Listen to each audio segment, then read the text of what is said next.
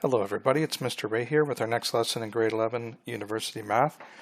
We're working in the Exponential Functions course, or unit, and the last three lessons we've been practicing working with exponents. We've learned how to deal with negative exponents, we've learned how to deal with rational or fractional exponents, and the last lesson, hopefully you're able to try some of the more complicated expressions with all sorts of different exponents and radicals.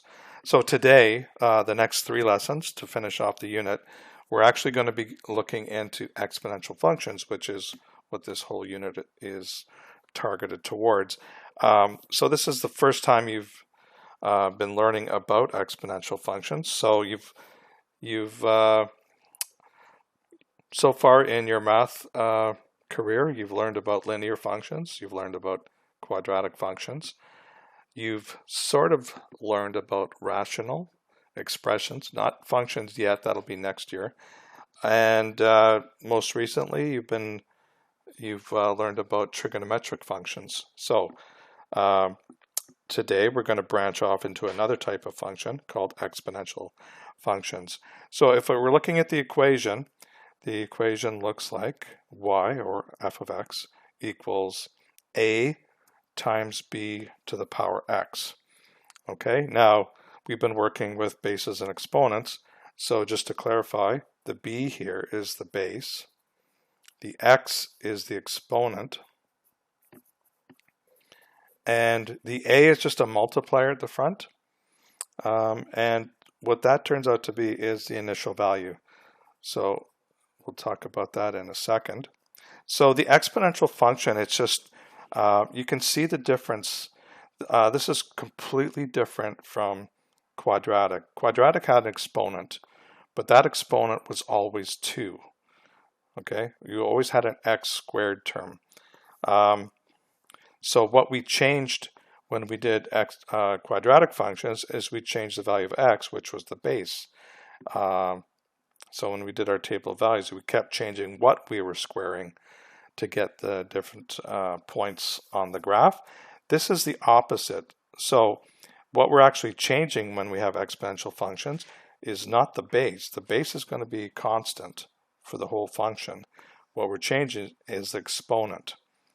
Okay, so what this is really doing, if you think about this function generally, you know, if x is 0, you're going to have a times b to the 0. Anything to the power of 0 is 1. So if x is 0, y is a, and that's why we call it the initial value. That's what we're starting with. And then every time we increase x by 1, we're basically multiplying what we previously had by b.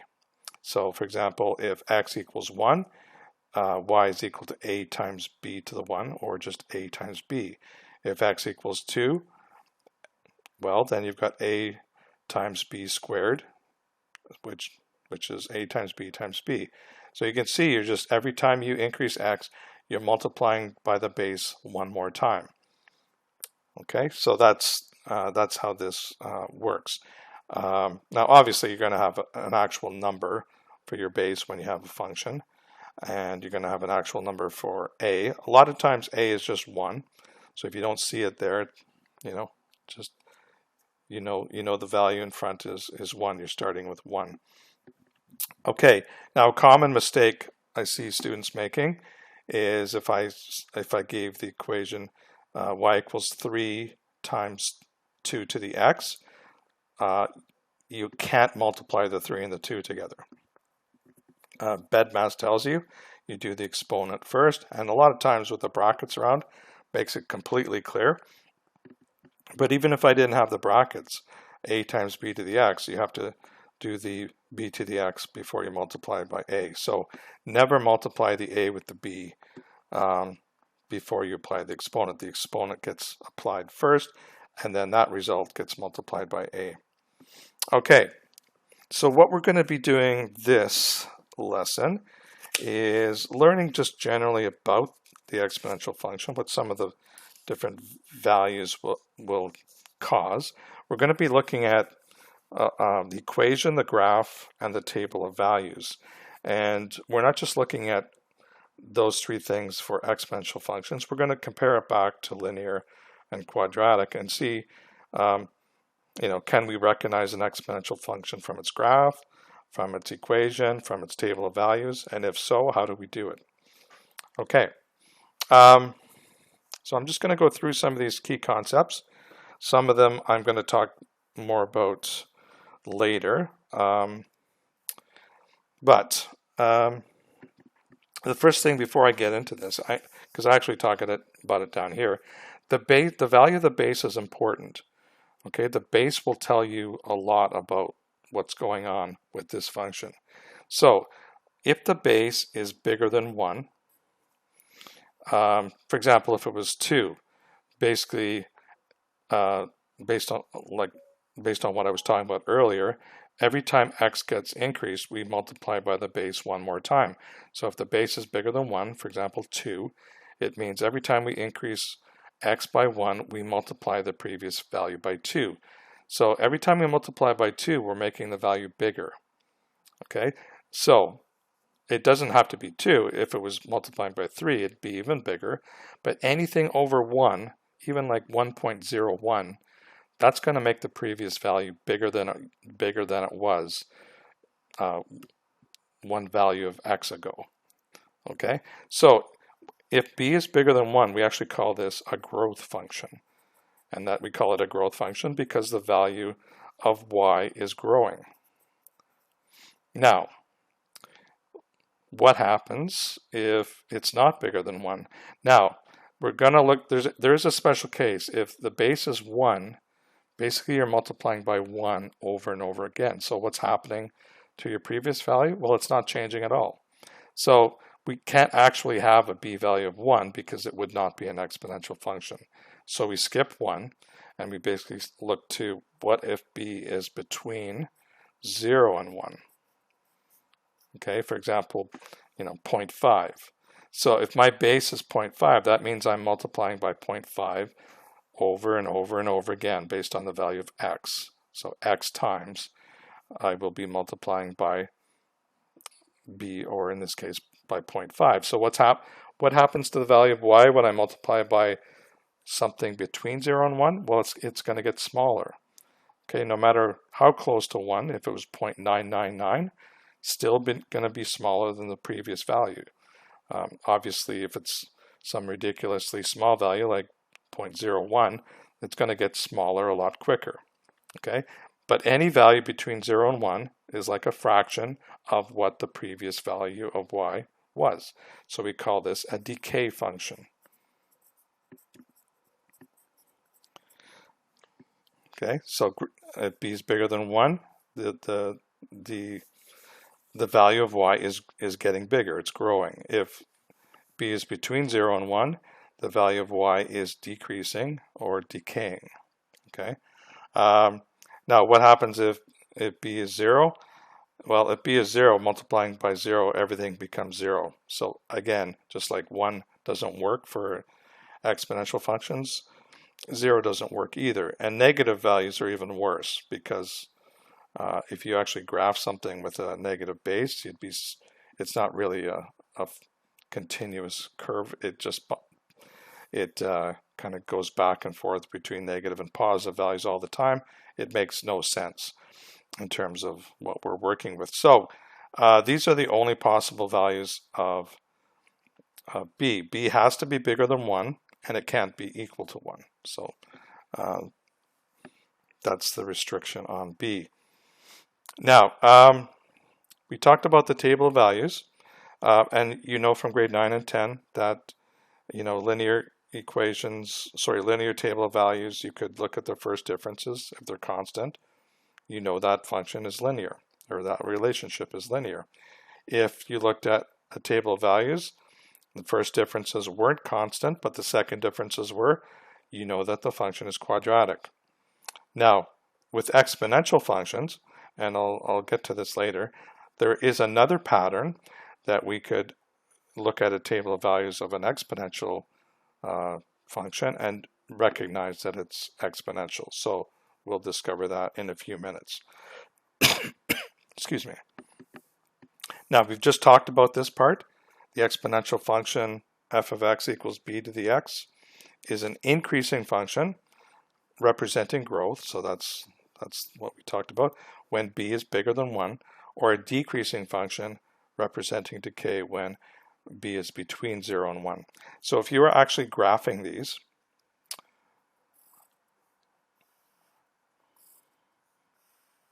so if b is bigger than 1, we've already talked about how the values of y are growing.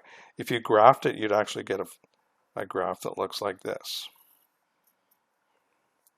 And on the left side, it just keeps getting, it actually gets closer and closer to 0, but it never gets there.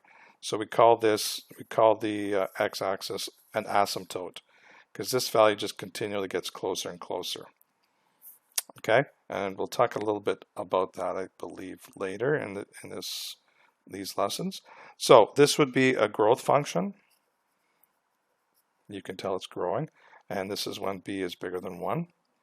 If it's the other case where b is between 0 and 1, it actually becomes like a mirror image reflected horizontally. So it looks like this. So as x gets bigger, the value of y gets smaller and smaller to the point where it's trying to get to 0, but it never really can. If you go to the left of a decay function, you'll see that the value is actually getting bigger. It's a reflection of this, of the growth function. So b is less than 1, greater than 0. So that's what the graphs look like. Okay. So how can you recognize the graph of a exponential function? Well, you can see on one side it sort of looks like a quadratic because it's growing very quickly.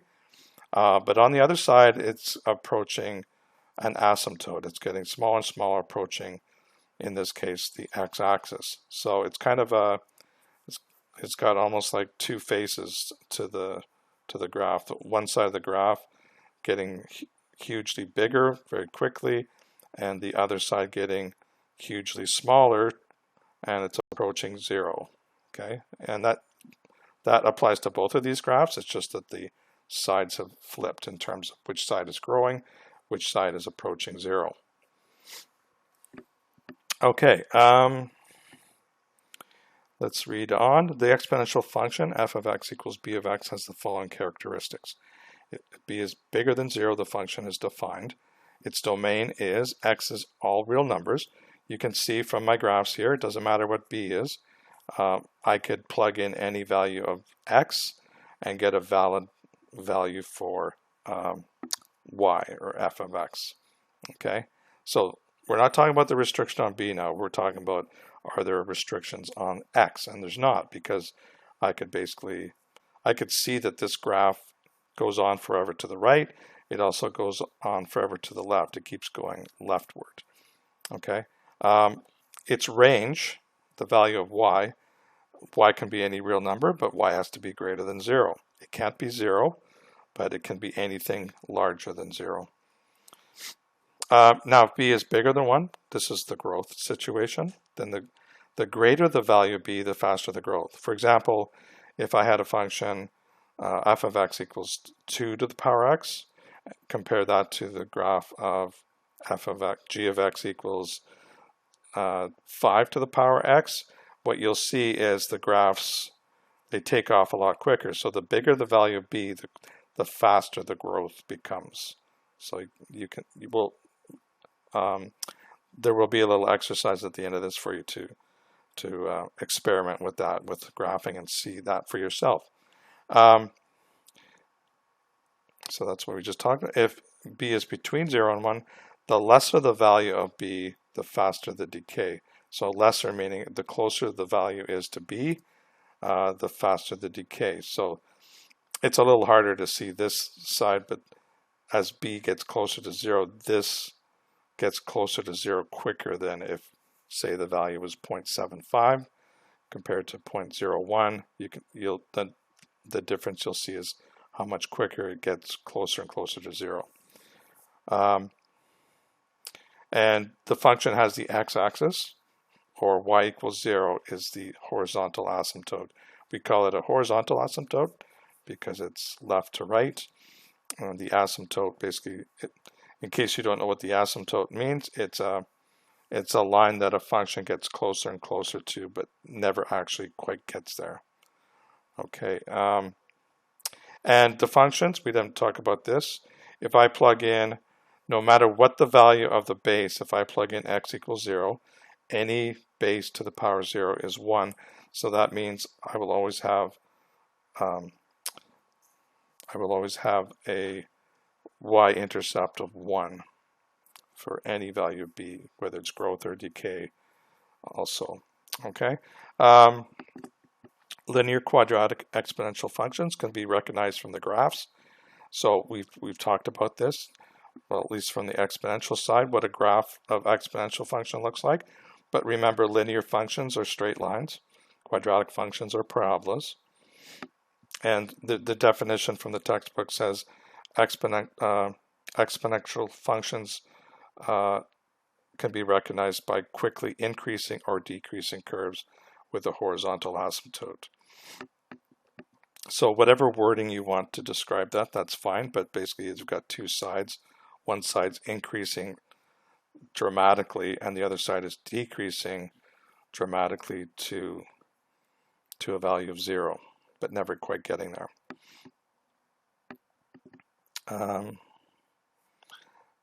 Now, in terms of recognizing the equation, we've already talked about the equation up here. The way you know it's, well, this is obviously not linear, but the way you identify whether it's quadratic or exponential is where is the x? Where is the thing we're changing? If the x is the exponent, well, you have an exponential function. If the x is the base, well, then you either have, depending on what the exponent is, you could have a quadratic function, or if it was x cubed, you'd have a cubic, etc. That goes on. But exponential functions very quickly recognized in their equations by the fact that the x is the exponent. Which leads us to this graph here, or graphs. And there's a major mistake here, which I hadn't recognized before. They basically got a section for linear, quadratic, exponential functions. They've got the graphs. Okay, they've got the equations, but this equation is wrong. They've actually written a quadratic equation here. So if you could correct that on your note. So the equation of a exponential function, we've already talked about, that would be b to the x. So b can actually be, we've already talked about, anything between 0 and 1 or greater than 1. So if I just use an example here, which is actually the one they used a base of 2, so 2 to the power x. That is definitely different than x squared. I hope everyone sees that. Okay? All right, now in terms of their what they've got here is they've got the graph, but they've also talked about how you can recognize based on the values, which you would see in the table of values. You can see as if you had a table of values, the first differences as you go up by 1 each time. In this case, the first differences are always 1.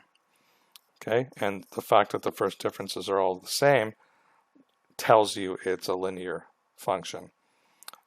Whereas if you go to quadratic and you did the first differences as x increases by 1, well, they're not constant, but you can see the pattern here for this for f of x equals x squared. The differences are 1, 3, 5, 7, 9, 11. Okay, you can see the pattern. If you did a difference of the first difference, you'd see they're all equal to 2.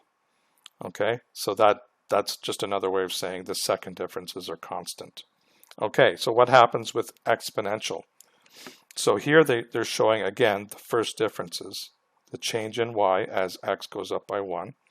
And you can see as we go up, first differences are 1, 2, 4, 8, And this time the pattern there is not, it's not going up by the same like quadratic did, but it's doubling. You can see 1 times 2 is 2, 2 times 2 is 4, 4 times 2 is 8, etc. You know the next one would be 16. Okay, so the ratio of first differences are constant. So what do I mean by ratios? We'll do, I believe, yeah, we won't do an example of this, but in class I think we'll do one. You can see if I did the ratio, so for the ratio means if I took these first differences and said, okay, the first ratio is 2 over 1, the second ratio is 4 over 2, 8 over 4, 16 over 8, all those ratios are equal to 2, which that tells you that this must be exponential. Okay, and the fact that the the ratio of the first difference is 2, that actually tells you what the base is. So it gives you two things. It gives you the fact that it's exponential, but it also tells you what the base is, because you can see the values are doubling every time, which is what 2 to the x is actually doing. Okay, so from this, what we've talked about, you kind of know what the exponential function does. It's basically multiplying by the same number over and over again, and we're basically creating a function from that has the variable is the exponent. How many times are we multiplying the base? The base can be changing. It can be pretty much every value, any value except for negative, 0, or 1. Okay, so you can recognize the fact that it's exponential by looking at the equation. You know how to recognize it from the graph. The fact that one side is increasing dramatically, the other side is decreasing dramatically towards the x-axis. And we just learned about how do we recognize from a table of values. Here the linear function, first differences are constant. Quadratic, the second differences are constant. And exponential, the ratio of the first differences are constant. Okay, so if you have a table of values, there's homework questions where you actually determine is that function linear, quadratic, or exponential by looking just at 5 or 6 values. Okay, there is an investigation here, and we will do this in class. You can try this yourself. I would encourage that. If you use Desmos, you can basically set up multiple graphs on the same page. Just do all the equations separately, and you can compare how they look, how their characteristics change, and that's basically what this exercise is for. There's also trying a negative base, which we said we couldn't do, so let's see what that looks like. Also investigating about the base being 1. What does that look like, and why can't we use it?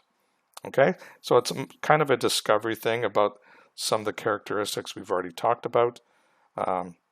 So I encourage you to try that if you're not in the class when we do this.